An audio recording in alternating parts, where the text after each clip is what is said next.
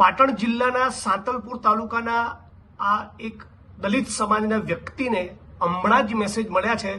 વોટ્સઅપમાં મને કોઈએ ફોટો મોકલી આપ્યો. આ દલિત સમાજના વ્યક્તિ જે સાધુ તરીકેનું જીવન જીવતા હતા, બગલના ગામમાં એમણે જીવતા સળગાવી નાખ્યા છે.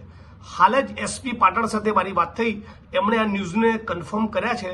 કારણ શું છે એ તપાસનો વિષય છે એવું એમણે મને કહ્યું. પણ મૂળ હરજીભાઈ દેવાભાઈ સોલંકી, મૂળ ગામ એમનું પીપરાડા અને વહુવા ગામની બાજુમાં જાખોતરા ગામમાં આ ઘટના બની છે.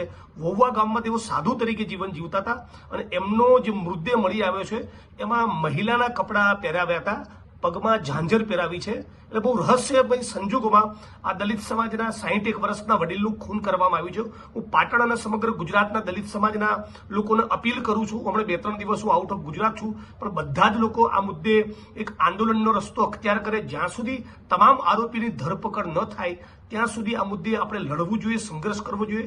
અમરેલીની ઘટના હમણાં તાજી જ બની છે. એના પછી વિરમગામમાં એક ઘટના બની. સુરેન્દ્રનગરમાં દલિત સમાજના એક વ્યક્તિ ઉપર હુમલો થયો અને આ 61 વર્ષના આધેડ વર્ષના દલિત સમાજના વ્યક્તિને જીવતા સળગાવી દેવામાં આવે. આ તમે દ્રશ્ય જોઈ શકો છો. આટલી ભયંકર ઘટનાઓ આ ગુજરાતમાં બની રહી છે. એટલે દલિત સમાજે બહુ મજબૂત તાકાત સાથે સંગઠિત બનીને રોડ ઉપર ઉતરવાની જરૂર છે. આ ભારતીય જનતા પાર્ટીના શાસનમાં દલિતોનું અપમાન કરવું, દલિતોનો સામાયિક બહિષ્કાર કરવો, એમને પોલીસ રક્ષણમાં જીવવું પડે, ભયમાં જીવવું પડે, એમના મર્ડર થઈ જાય અને જીવતા સળગાવી નાખવા સુધીની ઘટના બને, એક માણસને જીવતો ભૂંજી દેવામાં આવે, આ કેટલી ભયંકર ઘટના છે. અને પછી આ ઘટના પર ઢાંક પીછોડો કરવા માટે મહિલાના કપડાં પહેરાવી, એમના પગમાં ઝાંઝર પહેરાવીને આ લાશને રજડતી મૂકી.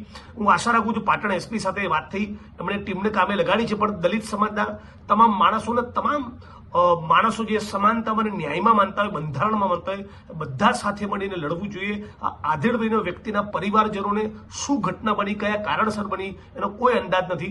હમણાં જ મારી પર એક અજાણ્યા નંબર પરથી ફોન આવ્યો.